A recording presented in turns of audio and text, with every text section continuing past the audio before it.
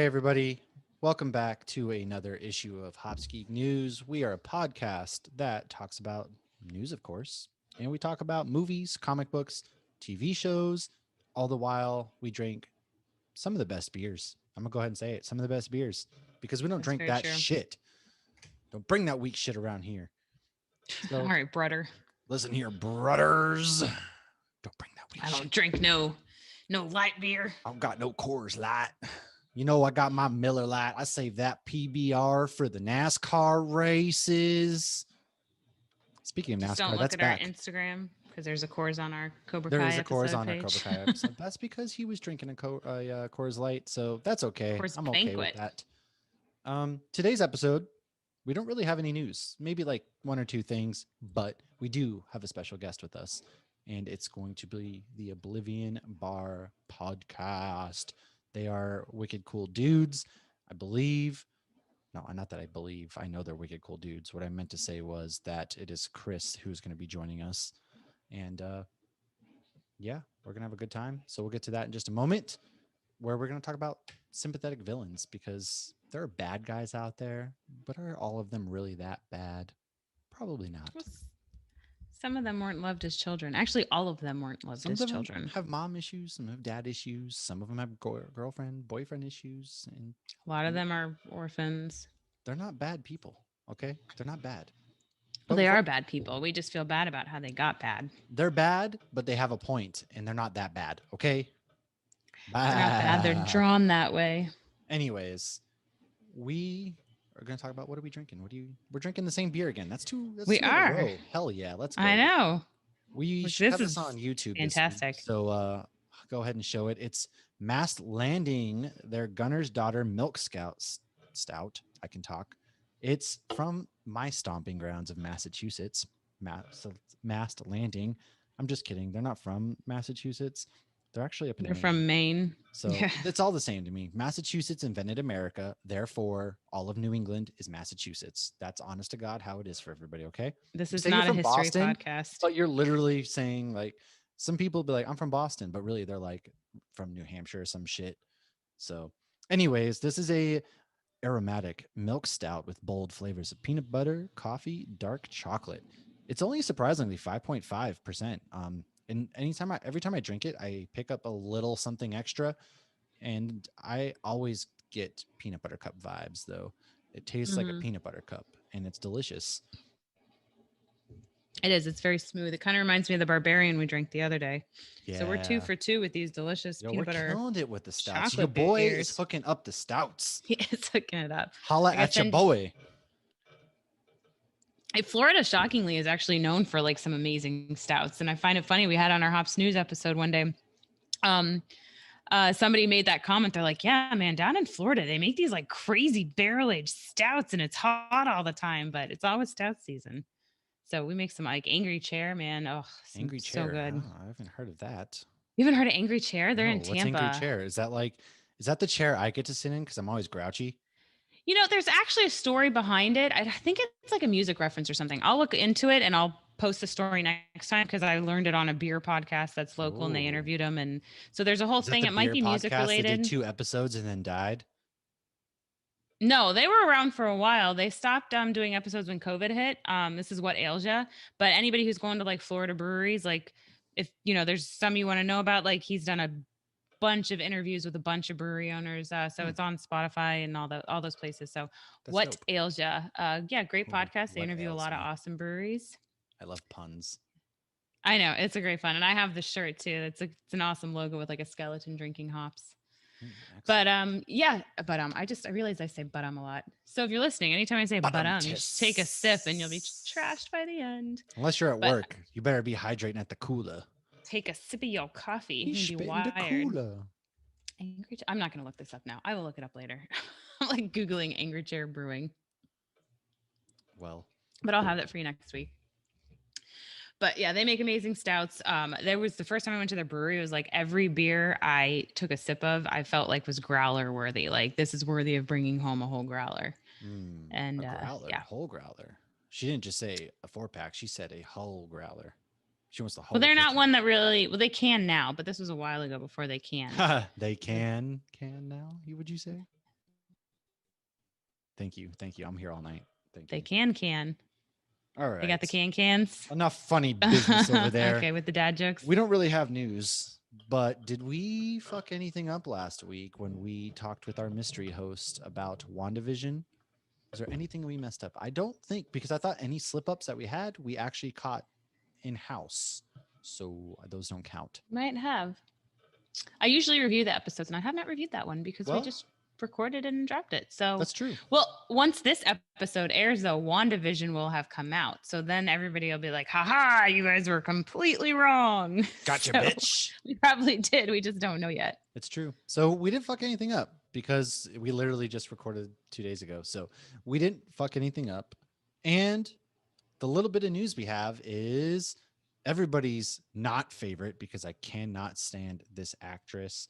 And so the 5 seconds she's going to be in Thor Love and Thunder is going to be the worst excruciating pain of ever. If anybody ever wants to torture me, just go ahead, strap me down, and make me watch Melissa McCarthy films on repeat, because there is nothing worse in this world than a movie that has Melissa McCarthy in it.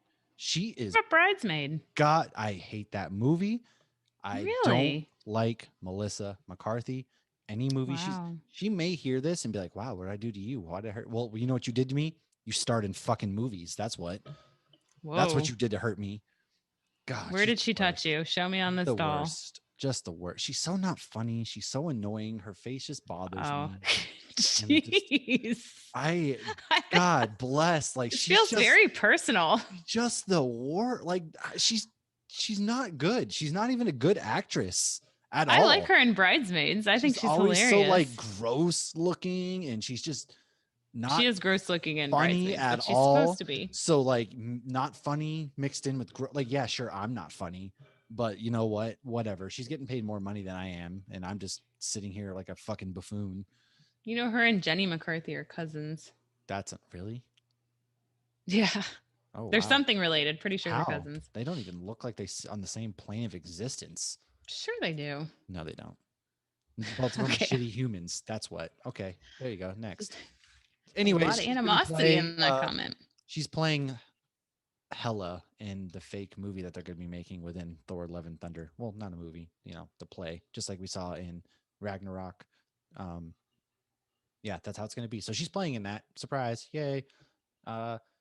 Raya in The Last Dragon got outstanding reviews. That's going to be out already by the time we recorded this, so it'll be out this Friday. So it'll have been out. So I look forward to watching that. I think you have to pay for it on Disney Plus. That's what I was wondering, if you had to pay for that one. Theaters and Disney Plus. So if you're in Texas, where literally everything is open again, you don't have to wear a mask, and we beat COVID, even though you can't even take care of your fucking pipes from freezing, then go out to the theater, I guess. Go catch it. Raya is going to be, it looks like $30 on Disney Plus, so you're going to have to upgrade if you want to watch it. Oh, so they're going to give us that movie, but they're not going to give us Black Widow? Because Black Widow stands to make so much more, I'm sure. No, that must be an MCU decision. Just I don't know. Bogus. I've said I keep upping my number. I will pay $500 now to see Black Widow. You're literally going to tell me that you're going to put a really good animated movie out, but then you're just going to totally ignore Black Widow. The character's been dead. Like, just put the movie out, man. Spoilers. For Raya, though, if you don't want to pay the $30 and you have Disney Plus, June 4th it'll be available to everybody. Or you can just pirate it. Fuck you. I'm not buying it again. We bought Mulan, and I'm like, Listen, what? I mean, yeah, and I then guess 2 it was months a nice later, movie night, but we could have Mulan waited. came Yeah. out. I bought. Yeah. I didn't buy, but I rented Willy's Wonderland. That was worth $20. But I'm not gonna. I'm not giving Disney my money. I want them to falter. I give Disney my money all the time. No, I'll give them my money. I'm gonna be giving them my money, but I'm not giving them my money. But I'm not giving them money for this. Black Widow, I would, but not for this. Like, geez, Black Widow. High horse, Kevin Feige. You guys have made enough money. You're not hurting. Put this movie out already. If they're holding it too, because it's like a prequel, it doesn't really affect anything going forward, I'm assuming. So are they gonna hold off on the other movies on was it Shang-Li or Eternals? I mean, Shang-Chi. Or are they Shang-Chi? Like, I feel like those ones, if they delay those, then they have to keep delaying everything. Whereas Black Widow, if they delay it, I guess it doesn't really impact anything. That's kind of sad though, especially because she's like the first Marvel solo female superhero, and she's been around since Iron Man 2, so she's been in this franchise longer than almost anybody. I'm telling Yeah. you. I'm telling you. You preach it, sister. Finally got the You tell movie them and how look what it is. happens. Oh, I will. Good. But yeah, I don't really have That's any news. that's kind of all Well, the have news you I read have or as watched well. anything in the last I 2 have. days? I've been reading Future State, so I read Dark Detective issue number 4. That kind of wraps up the saga with the Magistrate. If you're reading that at all, I enjoyed it. I didn't read Death Metal. That was a series DC did, but apparently from the ashes of Death Metal rises Future State. And so I have the Suicide Squad issues and I actually have Shazam as well. I just haven't read them Oh, yet. So I'm going to get to those. So next episode, I'll talk about those. But I did read Batman, Dark Detective, and like I said a million times, Bruce Wayne's dead. But is he dead? Is he dead? Is Batman dead? I don't know. Lucius Fox's son in Future State is actually the current Batman. So that's kind of cool. It's pretty rad. And that's kind of all I read. I haven't watched anything. I'm going to get around after this to watching the Harley Quinn TV show. So I'll oh, start I heard that that was good. finally. Yeah, I heard it was very good. Everyone on Actually, Twitter. wasn't Quips and Dips the mystery It host was. So talking about that? actually, yeah, I want to give a couple shout outs real quick. Shout out to past guest Quips and Dips mystery host. She was a box full of knowledge. She knew her stuff and it was awesome. She was great. We're going to be having the Unexpected podcast, who I've been talking with them a lot because the one host, Caitlin, is Canadian. And so I've been trying to get her to make me a Canadian citizen and tell me what I need to do to become a Canadian citizen because that's my lifelong dream. And Just then not cold enough where you live. I've also been trying to convince them to become We have Green Bay snakes Packers everywhere. fans. Okay. But they're Seahawks fans. One of them is. And I've been trying to convince them, Scotch and Sports, the dudes over there. One of them's a Falcons fan, but the Green Bay Packers fan, Mike is the Falcons fan. No one cares about him, but we're trying to make them choose the Packers. So that's kind of like some stupid shit's going on. We have watching comics. We're going to be talking about New Mutants. I'm going to be Oh, watching yeah, I that gotta soon. watch that. Yeah, I'm going to be watching that soon. We're going to be talking New Mutants. And then we We're have a little Jock Doc. scared. If you can't hear it in our voice, we're a little scared. Arya Stark. She's going to kill the Night King again or whatever it is. I don't know. Whoa, whoa, whoa. I wouldn't do anything, say anything like that. That's a show like people I feel like will continually watch, and you can't. Nobody's Can't watching give a- season 8 of Game of Thrones. No. Sure, there are people like I feel like that is one of those shows like people who didn't watch it Well, guess what? because everybody watches that show. My I'm daughter going to even save mentioned you that the all. other day. Don't watch season 8 of Game of Thrones. It's a waste of fucking time. There are enjoyable parts. There are This is definitely my parts villain that origin surprised story, people. by the way. In Yeah. case you haven't told, this is my villain. Well, I'm not origin very story. sympathetic to this. So, yeah, anyways, then we're going to do Jock Doc podcast. They are improv based around medical knowledge. So we're going to hop on there. They're going to hop on here. And that's what kind of we have coming down the pipe. Hopefully we have a game for movies going to be coming on. And then we might be talking Godzilla with For Nerds by Nerds. So that's exciting as well. And Geek Peak, we are setting up some pretty exciting stuff with Geek Peak because we've hit it off with those guys over there and they're awesome dudes. And so yeah, and I just want to say thank you for listening. I know there's a bunch of you out there listening. There's a podcast called Kids What Are We Watching in the UK. Their podcast is so wholesome and so much fun to listen to, and they seem to enjoy us as well. So it's always nice. Oh, I did they were ones that wanted a sticker. Oh, they're an international one. All stickers went out except for the 2 international ones and yours because I have to go to the post office tomorrow. Bitch. To get more stamps. Well, yours isn't sent out yet because I'm obviously sending you a bunch. So, Yeah, but sure. yeah. I'm gonna be slapping them babies everywhere. So if you want a sticker, let us know. DM us. And do we have anything else? DM us. Sin DM Demas. us. Righteous. The boys have started recording. I know we talked about them being quarantined recently. I don't know if we talked about them being actually filming. Homelander, was it Anthony or whatever his name is? He's posting stuff with his boots on and his outfit on, and he's ready to go. There's articles that a bunch of the Supernatural writers are going over to the boys, and there's a lot of mixed reactions on that. Like, whoever wrote the last 2 episodes of Supernatural better not be going over there to ruin the boys. A lot of animosity over the last 2 episodes, and I'm on that bandwagon as well. But we'll see. It's good. There's a bunch of Supernatural people going over there, so I'm excited. But I haven't really watched anything or read anything other than like falling asleep to Supernatural last night. But I have a lot to watch. I got to watch Lord of the Rings. I got to watch all these Godzilla movies. I got to watch New Mutants. So I'm going to be pretty busy We have this Justice month League watching in a stuff for the short period of time too. show. Oh, and 4 hours of Justice League. My God. Oh man, that's 4 hours of pure sexual experience right in your I feel face. like I'm gonna have to seriously like spread that out over 4 days. I don't know if I can sit there Get your fucking and life watch. together over there, Hoppy. I need to look at my life and my Very choices. hostile over here today. I don't know why. I think I know why. It's because I've been in this You are class. pretty I'm hostile. sorry. I've been sitting in this class all week that's going to go until next Wednesday. And it's literally 8 hours of listening to somebody on Zoom read off of PowerPoints. And there's 80 of us in this class. And I'm going to fucking kill myself. I'm going to kill myself. Or If by, Melissa McCarthy, if by the because time you you do listen to not like this, her. I'm dead, then this is my suicide note. Hello, Y'all darkness, fucking my killed old me because friend. you made me do this PowerPoint for 8 hours a day and I'm going to kill myself. So there's that. But on a happy That note, escalated quickly. without further ado, let's get into sympathetic villains and the villains that we sympathize with. Because you got my villain origin story, and now we're going to go talk about villains that aren't necessarily bad guys. And enjoy this delicious portion of our podcast. Welcome back from that short break, everybody. We are here, once I said, talking sympathetic villains. And our guest today is Chris from the Oblivion Bar podcast. And how you doing, man? Doing really well. Thank you guys for having me on here. I really appreciate you guys bringing me on here for this awesome topic. I know when we initially talked about collaborating, our two worlds colliding with the Oblivion Bar and Hop Geek News kind of coming together, we were thinking about what would be a great topic. And sympathetic villains is a great way to bring us together. Oh yeah, absolutely. You guys do a lot of great stuff over there. I've been listening to you. You've been getting into my weekly rotation. I know Oh yes. it's so hard Yes. because there's so many podcasts. And Yeah. but I'm fortunate I have a job that I can just like play podcasts all day because it's kind of just me. Mhm. I'm like working by myself, especially working from home sometimes and things of that nature. So I found a Sure. lot of time, or I'll go to the gym and listen to podcasts. So you guys have worked your way into the rotation. You're in the starting five, Heck and yeah. yeah, tell us about that. I don't want to take your thunder, so give a little background. Let everyone know what it's about. Well, I appreciate you putting us in the rotation. That's kind of what we're striving for at the Oblivion Bar. So, my co-host Aaron and I, we started off as friends in the military back in the early 2010s.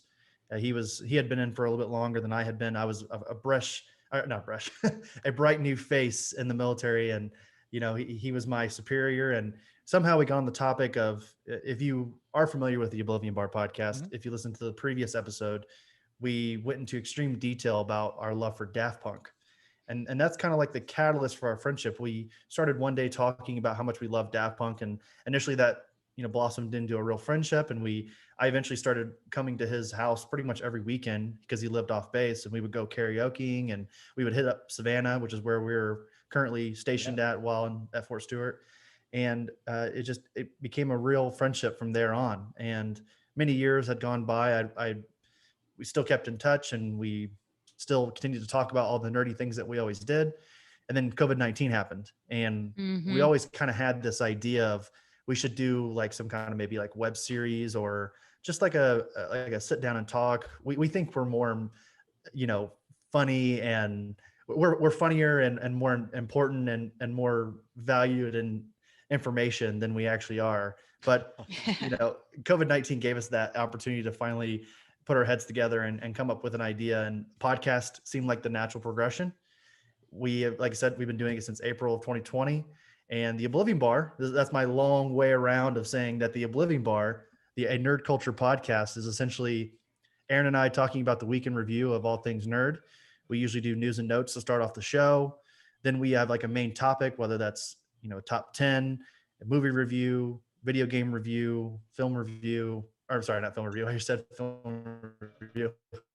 TV show review, in-depth discussion. We have a fun segment we call like Battle Royale. We both pick 6 fighters, and then we create interesting scenarios where we try to decide who wins those fights. That we usually save those for like big episodes, and those are a lot of fun.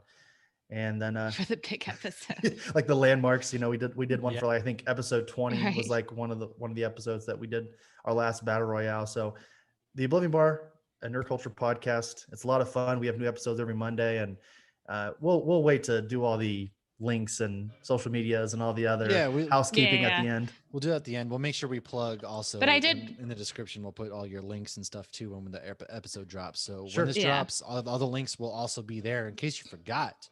Yeah, cool. Thank you. But yeah, whenever we have a guest on, I always like to go through and listen to some random ones and the most recent one. So I listened to your most recent one and a little bit of, you did a Halloween one and then the boys one. And I don't know which one of you called the boys comic torture porn, but I laughed aloud. That was so funny because I've read it. And like, as soon That as was I started me. reading it, I was like, holy shit, like this is like porn. Like the first panel. The first Yeah. panel is like, you know, shield the ears of any kids that are potentially listening right now. But it's a Right. woman bent over and some superhero basically penetrating her right then and there, and it's just like that opens you with the very first shot, and that's not even That's the most mild. exactly. Yeah, that's your entryway into the boys. You know, so yeah, it's exactly what it is. Did you continue reading it or no? I It read sounded like you for stopped. Yeah. So, you know, I'm not PC. I don't really care about a lot of, you know, I can find the humor and the, you know, value in a lot of things like that. But I got about 6 issues in, and not only was it not really my taste, uh, you know, content, but I just didn't really enjoy the story as much. I feel like, and I say it in that review of The Boys season 2, Right. I feel like the show really flushes out a lot of those characters that you don't really spend a lot of time with in the comic. Right. You know, you don't really Well, like the G-Men and stuff, which now they're doing this, they're supposed to be doing a spinoff. Yeah. Right. Yeah. And you've got like Homelander, who you don't really even get to know that much until much later in the series. And by the time that you do, I just didn't really care to continue on with it. It's a rare occurrence Right. where I prefer the TV show over the comic, you know? Oh, yeah. That's what I was wondering if maybe you picked it up again later, because I actually did follow through and it got much better. And the twist at the end really took me for, I was shocked. I did not see that coming at all. Interesting. But, Well, you know, I love Garth Ennis. I love his, and um, I want to say it's Steve Dillon. Their run on The Punisher is one of my mhm. all-time favorites. So I will have to give it another look and try to get past some of the more gruesome panels. I mean, there. there are times it does get a little weird because you got Hero-gasm, but Eric Kripke's Hero-gasm, come yep. out and said Hero-gasm's happening in season 3. So we'll see Mhm. how they, I mean, how they it's handle not going to that. be like it was from But- the comics, but yeah. Yeah, they'll Yeah, do some but- kind of version of that. I gotta Yep. say, But yeah, I'm really jealous, first of all, that you know you found somebody as nerdy and all that stuff as you in the military, because I don't know what it is, but the only people that I ever seem to like know and be around the Air Force, anyways, because that's what I'm in. Shout out to the OSI agent who's probably listening to this to make sure I don't fucking say anything stupid and get arrested. But yeah, they all they do is like the hunting and camping, all that. And like, look, I like camping. I've honestly personally never been hunting, but nobody is ever in that nerdiness as at my level. So I'm jealous. Yeah. I'm jealous. Yeah. They're all in the army apparently. Well, I've always kind of seen the military as like an extension of high school. Oh yeah. I feel like the military is, well, I won't even say that. Here, I'll take that one step further. I'll say the military is like your first 2 years of college. So, you know, you basically work for the weekend, you're out partying every Thursday through Sunday. And in the same, you know, way as like college or even high school again, it's kind of uncool to be into those kind of things for some Right. reason. I mean, I feel like Yeah. we're at a point in our culture now where nerd culture is kind of pop culture. We're finally you would- cool. Right. Exactly. All this useless knowledge is finally coming back around and making me a little bit more of a fun person to hang out with at a party. Yeah. But people are finally like, oh my gosh, have you seen episodes 8 of WandaVision? Can you believe it? Like, spoilers, but White Vision. Oh my God. I'm like, yeah, they did that in the comics back in like 2007. So, you know, it like these things are finally coming back around, and the military, there wasn't many of us, right? Like Aaron and I, we kind of gravitated to each other only because we were two people who were very much into nerd culture. And it blossomed into a real friendship from there. So I hope that one day you find, I mean, you have Lauren here who, you know, indulges in the nerdum, if you will. She's in the finer things of life. Yes. No, it's funny how you said that though. I wasn't into any of this in high school. I got into it, all of it, later. And so a lot, like none of my friends were ever into it either. And the few that were, we didn't know until years later when, you know, Thanos pops up at the end of Avengers and Sean's like, that's Thanos. And we're like, how the hell did you know that? Like, oh, I've been reading these since high school and didn't tell anybody. Yep. That was right. That was the funny part of the original Avengers movie is, you know, basically when Thanos turns his head ever so slightly at the end of that film, you know, 20% of the theater knew who that was, and the other 80% were like, who is this big purple, you know, as Star-Lord says, a grimacing looking guy, you know, like who is this guy? And then as we get to slowly get closer to him, and of course in Guardians 1, we figure out who it is. But yeah, it's funny, these small little tidbits, like even Billy and Tommy in WandaVision, you know, these are two really important characters in the Marvel Universe currently with Wiccan and Speed. And I think Hulkling and Wiccan are about to tie the knot, or get together in some serious way in the comics, which is really cool. So, these characters are established, and, you can only hope that those two actually get out of the TV show. So, Yeah, Right. for But, sure. I still have friends though that, I mean, a few years ago, I had one friend like, how are we friends that you're into this? And then one of my friends stopped by today and that was never into the stuff and was asking me questions about WandaVision. So sure. what's going on in this episode? Why did that happen? What's They're like, this? I So have no idea. it is, yeah, when you Yeah, said like, oh, I we have don't these know. things, right? That's exactly what I None told of her. us actually. I'm like, well, know. here's all the things. And well, she was asking me questions too. Like, well, who is she was asking me like, who is Vision? Isn't he Jarvis? And didn't Tony make him? And so I had to go into the whole, well, technically Ultron and Jarvis was this. And I was, Yeah. and I'm yeah. like trying to explain it. And she's like, well, what about the Mind Stone? How'd she make Vision without the Mind Stone? I'm like, oh God. See, and you guys say it perfectly in the last episode where Marvel Studios is finally starting to figure out that a lot of us are hardcore fans, and they're not, tying in directly into the source material. They're giving us subtle hints. They're not just taking direct storylines and putting them on film. They're changing subtle aspects of it to where we're like, oh, actually, that's different. Like I'm trying to think of an example off the top of my head here that's really different. I think like Red Skull in Endgame, or I guess Infinity War, Red Skull being the protector of the Soul Stone is something that's brand new. I've never heard of that concept in the comics. So that was a cool little aspect there to see that. And, obviously calling back Captain America, the First Avenger. For sure. So yeah. Speaking of Red Skull, and on that note, I was gonna say that's a good segue. Let's dive into our villains. Before we dive in, I want to quickly. Oh my gosh! Pop we didn't ask what you're ask you drinking. what you're drinking. I am so rude. What guests are we? No, my mom would beat my ass right now if she knew I did not treat our guests like that. I just wanted to drink. I just needed my okay. Yeah. That's why. Okay. What are you in drinking? my house, you never need okay. I drink every day. On here every time we start. What are you drinking? So this was actually given to me by a friend. They knew that I like Star Wars. Shameless plug, episode 30 of the Oblivion Bar is us talking about all of our favorite Star Wars films ranked. I have some beef with this. As I say, I knew you had some. I enjoyed it because I'm not a diehard fan, and he has beef because he's a diehard fan, and they even say that. I loved that part. All right, so what do you got? So I have a Logboat Brewing Company here in Missouri.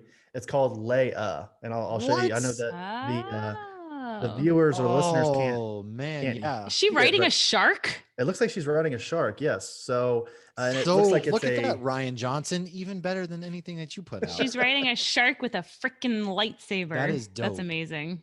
Tart Tropical Juicy. It's a Weiss style ale. So a friend got this for me very randomly. I bartend here in Missouri, and she brought it in very randomly, and I've been saving it for a special occasion. I feel like this is a perfect opportunity to dive into this. So here, I'm going to do this right here into the mic. I love that sound. Yeah. It's beautiful. That is a nice can. How's it taste? It's good. Yeah. It's got a little bit, the tartness is definitely apparent. Let me get some stats here for you. Oh shit. It's I was going to say, what's it? 5.0 alcohol by volume. So not terribly not even bad. Yeah. Yeah, not terribly overdone, but I like it. Yeah, I think I can only have maybe one or two of these, but yeah, I told you guys before the show. Yeah, exactly. I told you guys before the show. I've kind of gone into this weird rut of only drinking Bud Select and domestics. Yingling is my all-time favorite. I drink that a lot when I was in the military. I feel like it's making its way west now, though. So the whole country's about to get it. Right. Yeah, which is amazing. Because when I was in the military, we got Yingling. Obviously down in Savannah, and it was like in Pennsylvania, and I want to say it was in Kentucky, but it's kind of slowly crept its way into Indiana, and it's not gotten to Ohio, and I don't think it'll ever get to Missouri because of Anheuser-Busch, but at some point it'll get to hopefully at least Ohio, and then I can just go across the way and go pick me up a 12-pack if I'm really craving some Yingling. So yeah, we actually have a brewery here in Tampa, so it's not too far. But yeah, we've always had Yingling. I didn't know it was a difficult thing to get until I was in Vermont and somebody was talking about it. And I'm like, really, Yingling? But I remember when we slowly, all my friends started to convert to craft beer. It was like we get that Bud Light keg for 4th of July, and then one year we got a Yingling keg for 4th of July, and now everybody just brings freaking bottles to share. But Yingling's a great go-to lager. I think I'm not disappointed if that's one of the options. It's like an easy summer lawnmower beer. You just sit out on the porch and just pound those all day, or you're barbecuing. You got friends over. Yeah, I got like what do you call those? The uh, on this day on Facebook, where they kind of Yeah. bring you back in Yeah. time, which are usually really cringy and terrible. Oh God. But I got I got one the other 2008 day. me was awful. Right. Yeah. I don't want to know anything I posted before 2014. Like everything before that can just be lost in the ether of Like, let's time. just never talk about Right. this again. But I got a post the other day that said, or it was just a picture that I posted for some reason, because I was a 21-year-old probably. It was just like 8 Yingling bottles sitting in a trash can because I thought I was so cool that I pounded a whole. You didn't 8-pack of- recycle them? That's terrible. Oh no, of course not. No, definitely Hey, not at that. I'll have you know, Idaho doesn't recycle glass, so Oh, Wow. Holy wow, did cow. not know that. it's because this whole Huh. place is desert. I don't know. Yeah. Well, I get a lot on my Facebook memories, a lot of Budweiser pictures or a lot of comments about wanting to drink Budweiser. So, and Bud Ice. I've had Bud Ice memories as well, which I can't drink that shit at all anymore.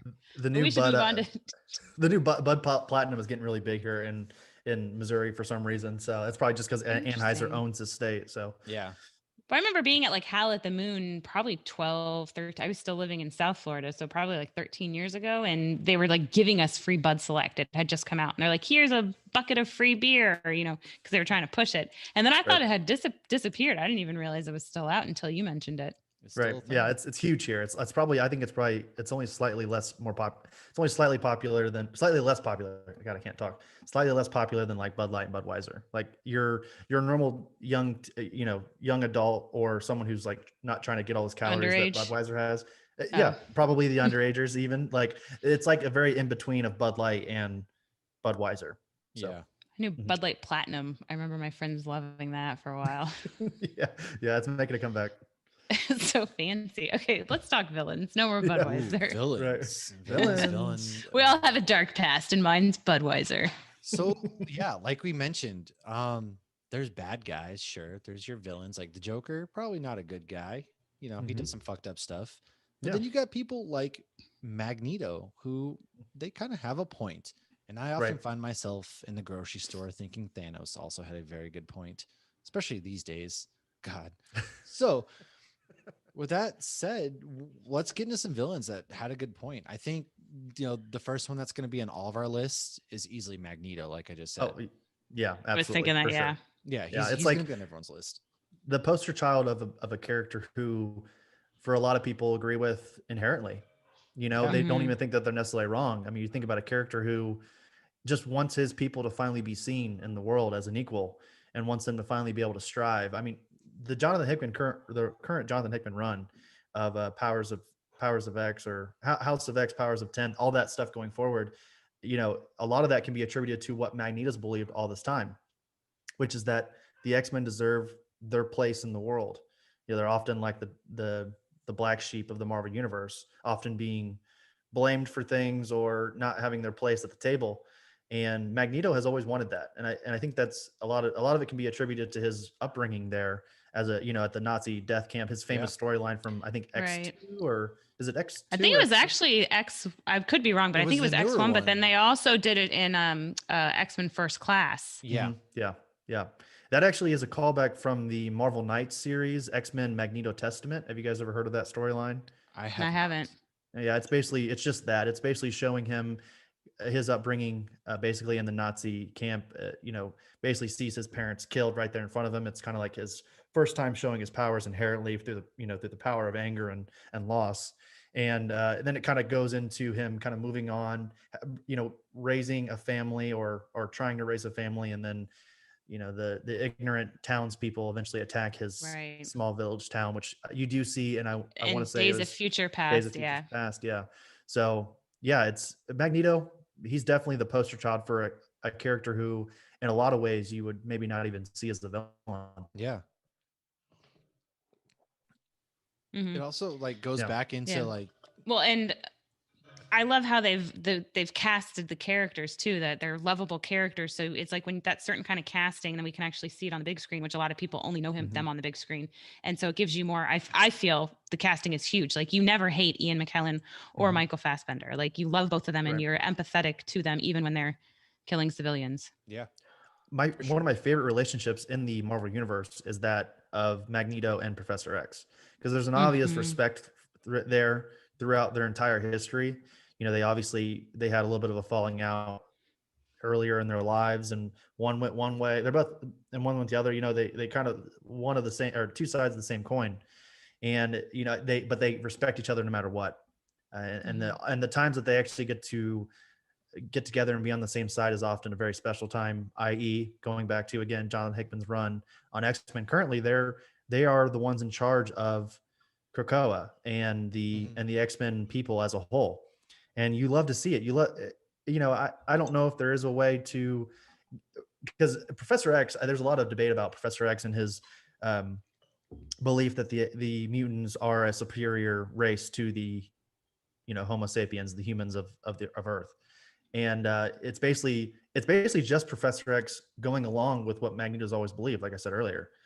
And I think the best scenario, or the best scene that I can think of, is that very first scene between them in X-Men 1, where Professor X wheels by, and you don't really see Ian McKellen's face until the very end of the conversation, but they're talking like old friends before this is their first scene together too, and I love the relationship. I love the relationship between Magneto and Professor X.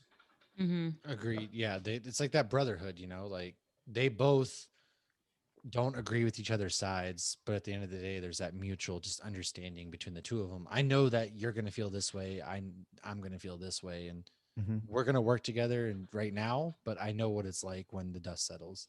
Right. Yeah. They want the same thing. They're just going about it in wildly different ways. Oh yeah, for sure. Right. So I wanted to bring up somebody that maybe you guys might not have. I know Magneto is a definite. We could dedicate a whole episode to Magneto. Oh yeah, multiple ones. Yeah. Yeah, he is obviously one of those characters that, like we talked about, it's known as one of the most sympathetic villains in all of comics. But someone that you might not think of, the first person that I kind of thought of outside of the obvious ones was Mole Man, the famous Fantastic Four villain. Are you guys familiar with Mole Man at all? Not very. I've heard of him, but I'm not very familiar with him. So break it down. Okay, well, Aaron likes to make fun of me often about how much I love the Fantastic Four, and Mole Man actually shows up in the very first issue of Fantastic Four #1, written by Stan Lee, drawn by Jack Kirby, and it's Elder is the name of Mole Man, and basically he has this disformity, this look to him that obviously makes him look like a mole, and he wasn't even he didn't put himself out there as Mole Man. He was given the name by people he grew up with and people around him, and he was often berated for his appearance, and I think that kind of just drove him into a scenario where he felt like he had nothing but the option to go out and perform villainy. And basically I wanted to bring him up only because I think that once we do get a Fantastic Four film, whenever that is, I know they've announced it through Marvel Studios. Yeah. But I want, before we get into Doctor Doom, let's tease Doctor Doom in Black Panther 2, or let's tease him in the universe somewhere, because we'll get to Doctor Doom. I don't know if you guys saw this, but I'm wearing a Doctor Doom shirt. Yeah, here. Look at this. The drip. Nice. Yep. He's on my shirt somewhere, but yours is way cooler.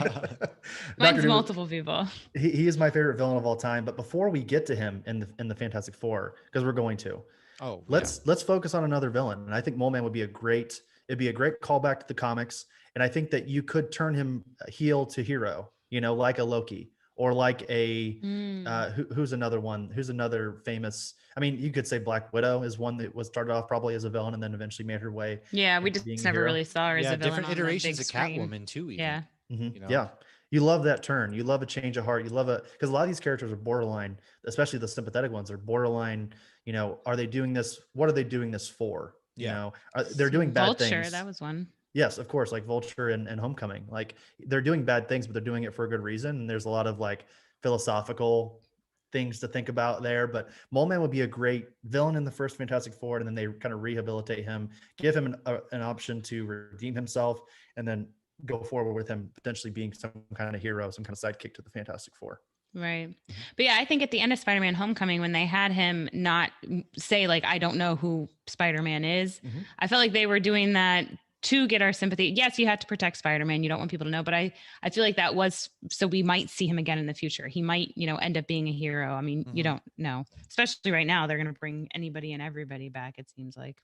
I think they've already shown, it was the Morbius trailer. They show that Morbius and the Vulture meet up at some point in that film. Yeah, he's in it.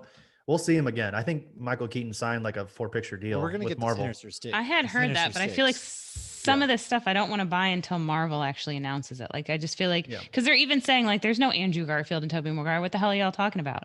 Well, why does this keep coming out then? So Come it's like until on, Marvel prints Kevin. it, I'm like, Haha, ugh. Kevin, you old so and so. Don't be lying.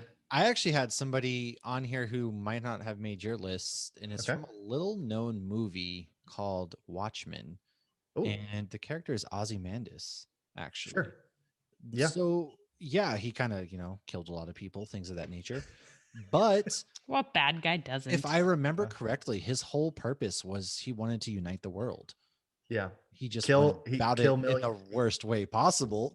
But He says, "Kill millions to save billions." You know, yeah, that was and his famous line. it's kind of like Doctor Doom, who's very altruistic almost. Is Mhm. they have this end goal. Thanos is another one who, Mhm. kill half the universe to save the rest. Yeah. You probably aren't going about it the right way, but at the same time, the intentions are there. So that's Right, kind but of one that came to my mind. Yeah. that's a lot though with you have the villains and the heroes, and you see that in so many things where it's like the heroes are trying to save everybody, and in the end they might end up killing more people, whereas the villains are like, look, if these people Looking at die, you, Sokovia. you gotta crack a few eggs to make an omelet kind of thing. And that's Mhm. so, I mean, you see that in so many things. So yeah, that's a good one. But yeah, that guy gave me the creeps. Oh yeah. You know, it's funny that crack an egg to make an omelet quote. I've heard that from Ultron. I've heard it from Iron Man, and I've heard it from. I was watching Batman '89 last night, and Oh, Joker says yeah. it too. So that is Oh, such the a. King of Hell says it in Supernatural as well. It's a total, villainous. It's their way of like, Justifying their behavior. Yes, exactly. They Thank all you. Like think it the justifying. same. It's just how you go about it. Mhm. Mhm. Yeah, and I think that that's a great point there with Ozymandias. Like he even going into the new TV series there with HBO, it shows that this is a guy who wants best for humanity as a whole. But again, how is he going to go about it? Yeah. You know he basically blames Dr. Manhattan for the occurrence there in New York, whether you want to believe it was a big blue light or a giant squid that they drop on the center of New York. Oh yeah. Either Right, but he said he way, had to.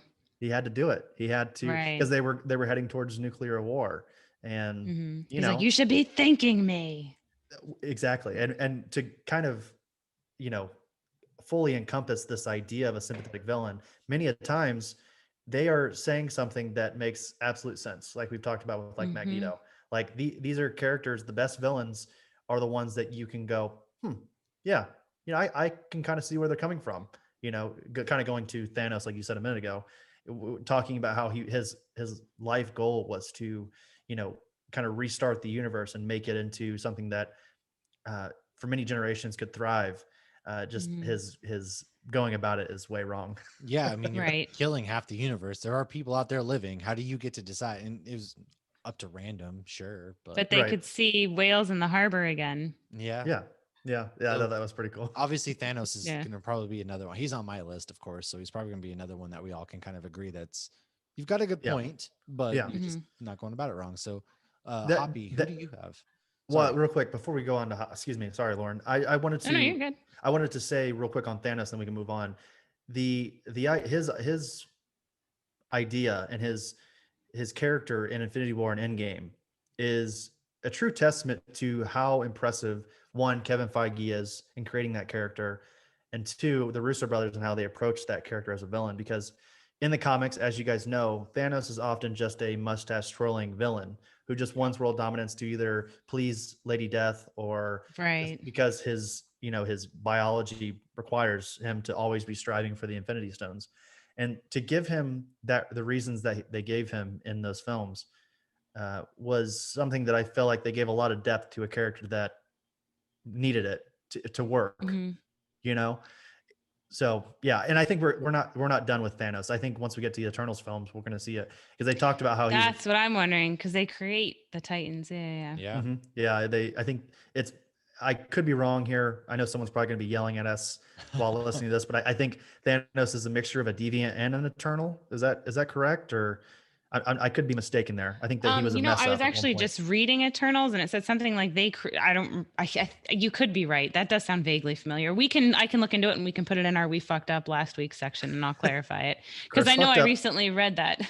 Mhm. But it's funny what you were saying with the courting death is Marvel's so good too, though, at giving us those little Easter eggs to the people who read things. Because after the first Avengers came out, I went and got all the, the trade backs of the Infinity Gauntlet and everything, and I was reading it, and I saw, oh, he's courting death, and then when I was rewatching that end credit scene where he's like, are we, the Earth people are stronger than we thought, we shouldn't tempt that again. It's like courting death, and Thanos is like, I'll do it myself then. I was like, oh, that was so Yep. clever. I love that. Yeah. Such a cute Easter egg that I did not get until I read and then went back and watched. Right. Yeah. And that's why we're all watching WandaVision more than once as well. True. But Yeah. They're definitely telling us all the things we need to know. We just don't know it yet. Yeah. Like in Right. WandaVision. Yeah. yeah, sneaky little bastards. So yeah, why don't you go and give us another one here? So actually one of mine, I wanted to do a little bit of background on Baron Zemo before Falcon and Winter Soldier came out. So I thought this would be a good opportunity to do this because That's a good one. anybody who's seen Civil War, you can definitely empathize with this guy. He's lost his family. Yeah. And he's quite a genius. He lost his family. He knows there's no way he can defeat Captain America or Tony Stark. And Tony Stark, they didn't just drop his whole city and kill his family.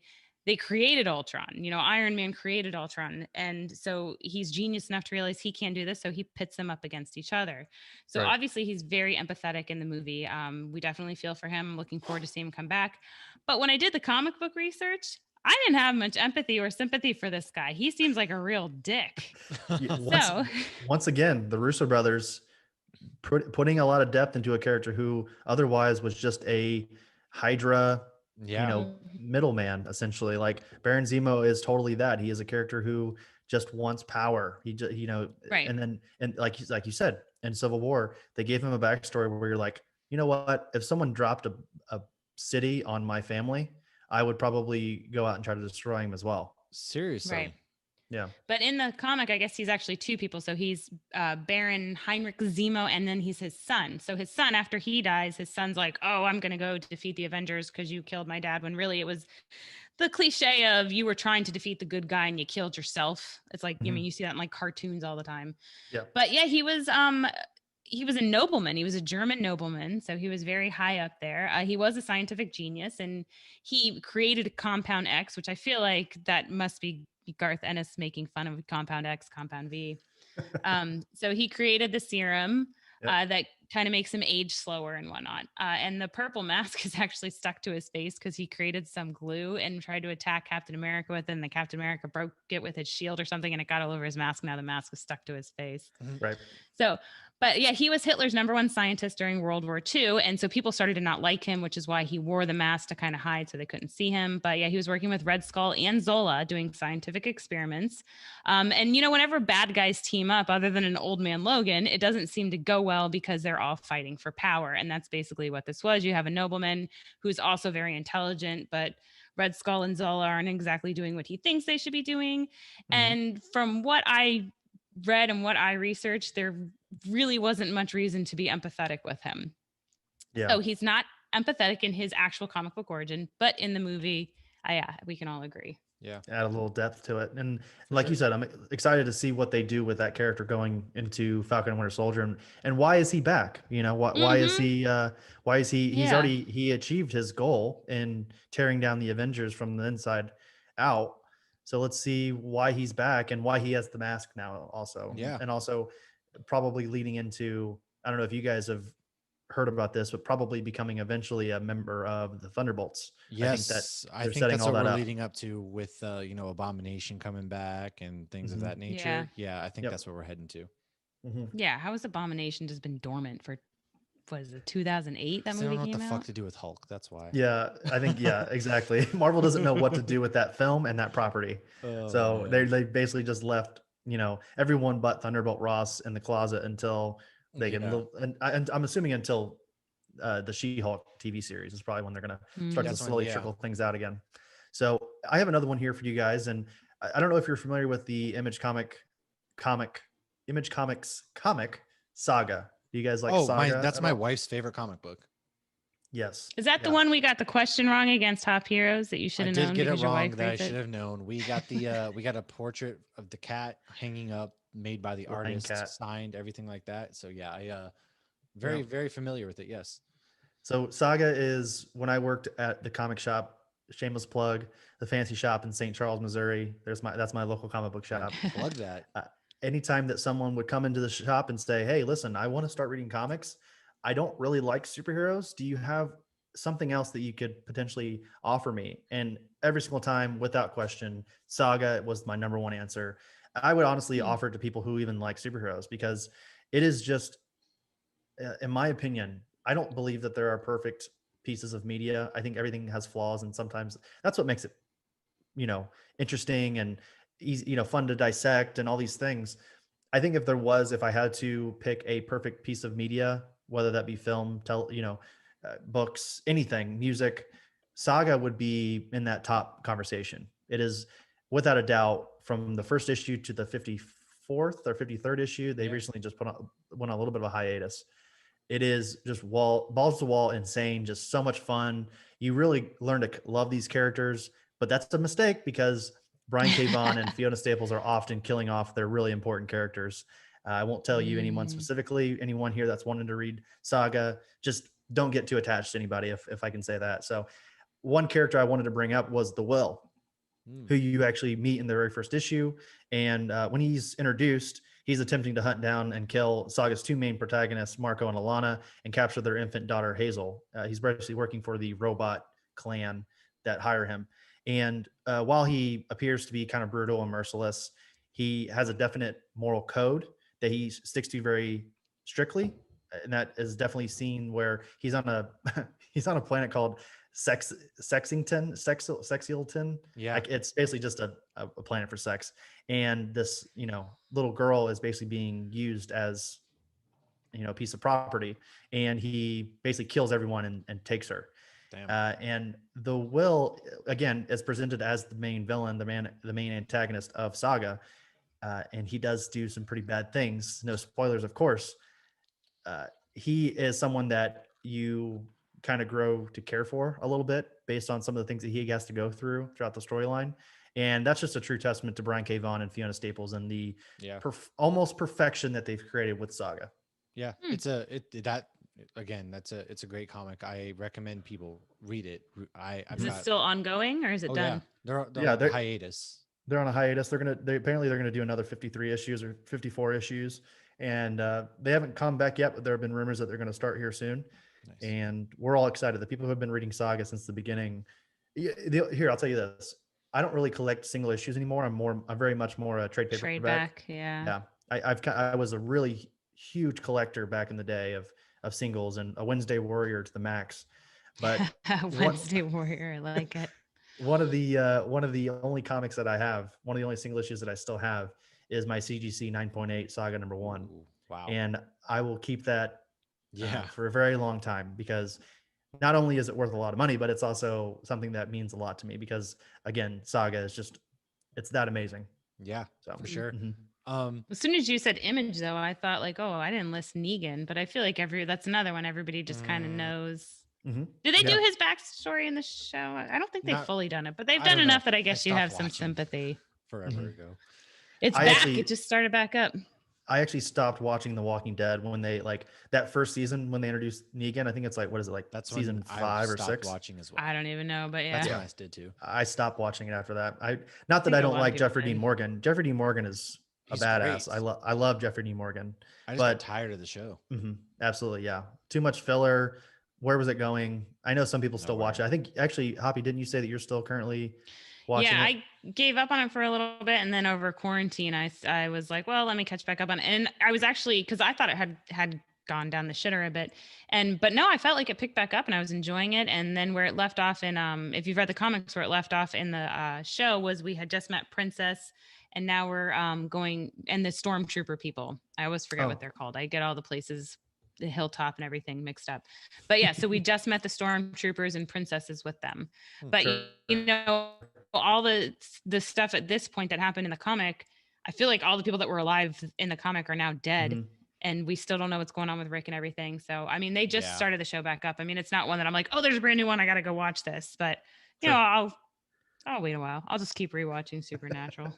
It's probably a good one to binge. It's probably not Yeah. one that you want to wait for each week because, like we talked about, they have filler episodes every, Yeah. they'll do a big thing, filler for 4, big thing for mid-season ending. Yeah, there's filler. like 3 episodes Yep. to watch. It's the beginning, the mid-season finale, then the finale, and that's it. Yeah, yep. Right. So it's good like the last 10 minutes of an episode, and then they restart the next one, and that's a bullshit 10 minutes. And then it's good for 10 minutes. And yeah.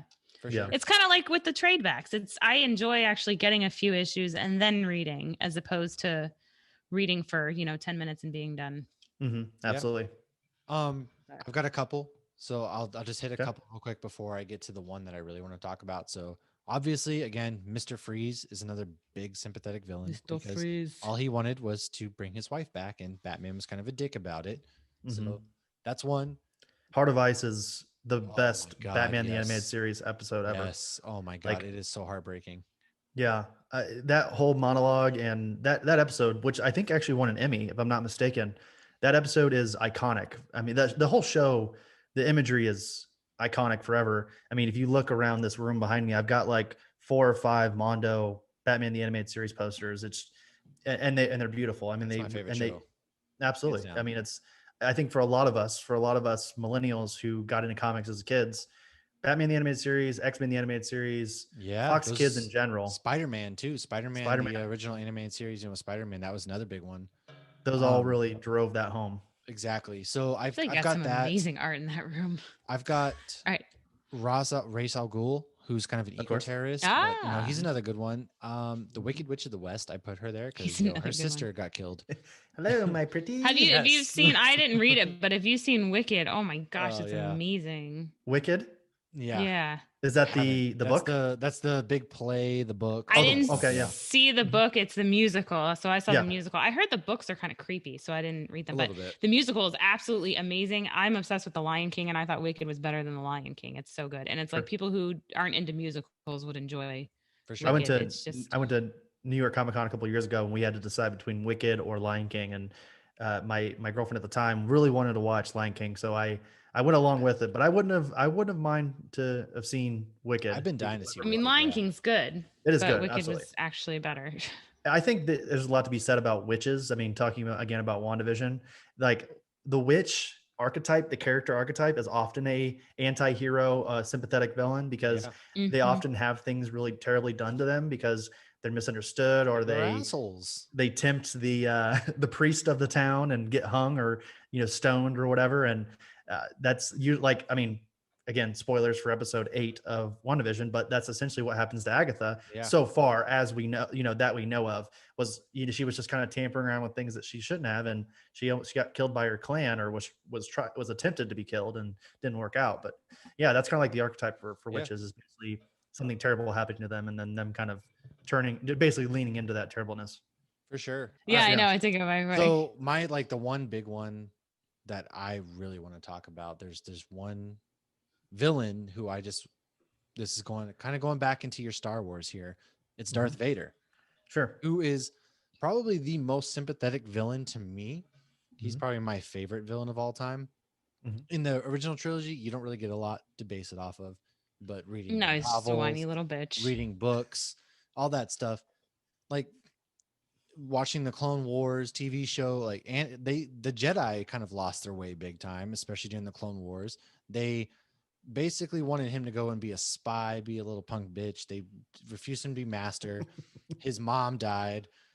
He kept like Palpatine He was just fucking wants with to him. be a Jedi master. Not even that, but like he fell in love with Padme, whether or Padme, not that yeah. was like a organic thing or George Lucas was just weird about it. But he wanted to save her, and it turns out he was the one who killed her, all that stuff. But the only thing he wanted was his family, but he Mhm. lost that, and so he was kind of lost. And then it turns out that Palpatine's just an asshole who treats him like an abusive dad for the entire original trilogy. Like manipulated him for his power. Yeah, he manipulated him Yeah. for his power. He regularly in the comic runs right now, he tries to kill him like every other issue. He's sending somebody to kill Vader, and he basically tells Vader, "Yeah, you got kids. Right. Like, don't be a bitch." And so the guy, like he's Anakin. All like Didn't he again, try all to he kill him in the wanted. Christmas Lego one too? Yeah, well, that plays into the comics and like all the story of Palpatine just trying to kill Vader for no reason because he thinks he's weak. After he lost to Obi-Wan, he Right. found him to be weak, Yep. and so he just wants him to die, basically. And it's fucked up, but Right. yeah, Vader to me is like the most sympathetic because all he wanted to be, he was a slave kid, and then he just Mhm. wanted to be a Jedi because he thought nobody can kill a Jedi. Well, then he kills all the Jedi, and he just Master wanted his Anakin. family. Except for Grogu, There's he too was many of hiding. them. What do we do? Well, Yeah. I'm going to tell you what I'm going to do. That. Yeah. And they pan That away. that is the number one sympathetic villain to me. You realize if they had shown that scene, you would not see him sympathetic. Like he would be viewed in such a different light if you saw the scene with him Quentin, I murdering want to see the Quentin children. Tarantino's version of the Oh my Order gosh. 66. Right. It's like Bill killing the Padawans or the Vader's just cutting younglings, up whatever. kids left and right. And you're like, holy shit, dude. He's got like That's what he did, though. It's like- he's got some kind of like 70s pop song in the background of it too. Yeah. Like that's what he It's a you know, cantina like band in the background just playing. Right. He's just like cutting up kids and shit. well, Sorry. can I quickly go over two that I have a couple here. Yeah. I can kind of speed run this really quick if you guys don't mind. I said Two-Face. Obviously, he's someone who kind of fell from graces and kind of led himself to the dark side, He had going on Star bipolar Wars disorder. terms He here. was unchecked. Yep. He's basically, it's, if we go off the Dark Knight trilogy, and I guess in the comics as well, it's basically what Gotham does to good people. That's Two-Face in general. Yeah. We have Harley Quinn. Obviously, she is a sympathetic Yeah. villain because she's someone who got manipulated by her love of someone, the Big Joker, time. and she's often going back to him, trying to please him. And then the two that I kind of want to elaborate a little bit more on was number one, the purple man from Jessica Jones. I think that this was a character. Yeah, Jessica, Kilgrave. I love David Tennant. Yeah. Yes, yeah, David Tennant's amazing, and I think that I'm assuming you guys have seen the first season of Yes. Jessica Jones, and Mhm. while he is very terrible, and I am not making excuses for what he did to Jessica because it is very bad, they make a real effort there at the end of season 1 to show that he Abused. was abused himself, and he also. Can you imagine being someone who doesn't know when someone's being like, he does not have one genuine person that loves him because of that. What is it like? It's like It's like micro, mind control, but yeah, it's like a micro particle in the Yeah. air that he kind of puts out when anyone's near him. He can just make them do whatever he wants, and he never knows when someone's being genuine and if someone really loves him because of his powers essentially, and Mhm. that's why he works so hard with Jessica. I think that definitely adds some depth to a character who otherwise is pretty terrible. And then number one, like we talked about earlier, and we've kind of slowly crept towards as the show has gone on, is Doctor Doom. Oh, Doctor yeah. Doom is my favorite villain of all time. Obviously he has a terrible, tortured backstory. If you aren't familiar with Book of Doom by Ed Brubaker, please give that a read if you're a Doctor Doom fan, because it goes into that backstory of how he was basically on the run with his mom and dad and like a group of gypsies essentially. And his mom was eventually killed for basically being a witch. And then his dad slowly dies afterwards. And he kind of has to take over this group of people from a young age, which eventually becomes Latveria. And it's elaborated much more in Roger Stern's Triumph and Torment, which has him basically team up with Doctor Strange to go up against Mephisto for the soul of his mother. And it's very heart-wrenching in certain parts. Yeah. Art by art by Mike Mignola, the artist of Hellboy. Really, it's a great storyline if you're not familiar with Triumph and Torment. Doctor Doom, really excited to eventually see him in the MCU. I think he is this. I don't know if this is a hot take or not, but I think he's the best villain of all time. Any publication, any medium. I love everything about Doctor Doom, and I hope that they do him serious justice in the MCU once they eventually convert him over. I have faith that they will. Yeah, I think if you're going to really, if you don't want to mess up Doctor Doom because he has the potential to be the next Thanos, if you will. That's kind of what I thought they were going to build up towards, to be honest with you, but who knows? Yeah. And that's my problem with the Fantastic Four movies is they always just want to rush him in the first movie right away and make him the villain, but no, build up to him because there's a lot there to be unpacked, like you said. Exactly. He's a sorcerer. Well, he's a scientist and he's a genius. Like he's like everything. He's like Iron Man, Doctor Strange, and the Scarlet Witch all mixed into one. But I Yeah. think one of the things that MCU is good about is like they didn't make us watch Uncle Ben die again. Like they know what we've seen. They know Yet. what they shouldn't just repeat. Like there's Mhm. nothing they've just regurgitated that we've seen before with Sony or Fox or anything that I Yeah. can't think of at least. So Can I give you guys something that I actually have never said on my podcast? It was my way of integrating the Fantastic Four into the MCU via in credit scene. Hit The- us. Just if you could close your this eyes is an with me and exclusive. yeah, let me paint Everybody, this picture we're for you. Let going us on this pray. journey. Dim the lights. Here we go. Put on a soft lo-fi tune. Okay, Can't reach my so light switch. Endgame closes. Okay, we get that final scene because there's no end credit scene at the end of Endgame. No. You just hear the hammer. Yeah, well, yeah, you got the hammer for Iron Man. They do all that, okay? Cuts to black, okay? Then you've got all the remaining Avengers in New York City sitting at like, say, a shawarma or something funny like that. Like call back the first Avengers film. And then all of a sudden, they're all like poking, like Thor makes a joke. The Guardians make a joke. They're just going, they're kind of riffing off each other. All of a sudden, you hear this crash in the background of New York City. Okay. They kind of like go into their uniform and they run outside. They look up in the sky and there's this blue portal. And this old 1960s spaceship flies through the portal and hits in the middle of like Times Square or something. And they all go up to it and they're all like kind of examining it. And then all of a sudden they're getting really close. And then an orange hand punches the center of the door and then it cuts to black. That's how I wanted them to introduce the Fantastic Four into the That MCU. would have been good. Yeah. That would be, especially if we're doing like the the multiverse, you can easily fold them in. Yeah. I like though that you said 60s. You're bringing back the old school one. Mm-hmm. And then the first Fantastic Four film is actually in the 1960s. It's a period piece like Mad Men. And then at the end of that film, as they go up against whomever they fight against, whatever, it could be in space or whatever, it hurtles them forward into time and throws them into modern day. So, and then they're like these characters like that don't have any place in the modern world. I think that would be really, because let's be honest, the Fantastic Four worked best in the 1960s in that era, that Silver Age era of comics. Like that's where they're their best. Yeah, for sure. Yeah. Agreed.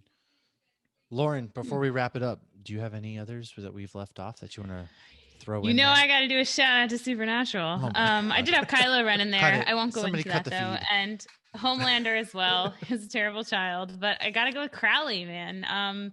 He was done a little dirty in the show. When you meet him, he's king of the crossroads and he's evil and he kills some of their friends and he does some stuff. But then there's, I know a lot of people are actually currently watching the show, so I'm not going to spoil stuff too much, but there's something done to him that starts to kind of humanize him. And you actually kind of see like he really just wants to be loved. And you end up getting to meet his mother and you realize his mother is so just nasty to him, even though she ends up becoming a sympathetic villain in and of herself. She's a witch. And you end up loving both of them, but you just feel so bad for him. Like he truly feels like he has nobody and everybody's mean to him. And he really thinks like he does favors for the Winchesters and the Winchesters are going to eventually accept him. And they never do because they still just see him as a demon, even though he's been a little bit humanized because they've been done dirty by trusting demons in the past. But I did not like his send off in this show. I felt like, the show's over now, so everybody's been sent off. But I felt like he deserved more in the end. Of course, there were other characters I felt the way about too, but that's a whole other episode. So I'm going with Crowley. Fergus McLeod is his real name. I love him. He's awesome. He's actually in Doctor Who too. Yes, he is. He is. Mark A. Shepard. He's awesome. So, well, good one. That's about it. Is that the leader? Is that who I'm thinking of? In Doctor Who? Yeah, in Doctor Who. He's the one, I can't remember. It's the episode where he's an American in the one and he has like a gun and he's like, welcome to America. I think it's the one. Like the secret agent or whatever because they're in the White House, yeah, right? Yeah. That's the David Tennant era? Yeah. Yep. Oh, that's the best one. That's the best one. Yep. So yeah, he's my favorite. As we wrap it up, Chris, hit us with any parting shots, anything you want us to know. Let the people know. The floor is yours. Well, firstly, I want to thank both you guys for allowing me to come on here and talk villains with you guys. I appreciate it. I'm a big fan of you guys' show, and I'm glad that we can make this happen. So thank you guys once again. If you ever want to come over and listen to Aaron and I talk about more nerdy things at the Oblivion Bar podcast, we, like I said, have new episodes every Monday.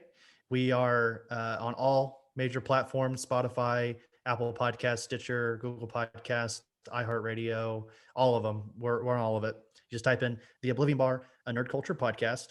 We're on Twitter at Oblivion Bar Pod. We're on Instagram. We actually just got a brand new Instagram because for some reason Instagram disabled us. We still don't really know why. They wouldn't give us a reason. Huh. So we are at the Oblivion Bar because our Oblivion Bar Pod account we can't get into it for whatever reason. And then we're on Facebook / Oblivion Bar Pod. And then if you want to basically encompass all of this, all of our social media links, all of our different links for podcast platforms and such, we have a link page, which is really cool. It's like a digital business card essentially. Ooh. And that is linkapp.com / Oblivion Bar Pod.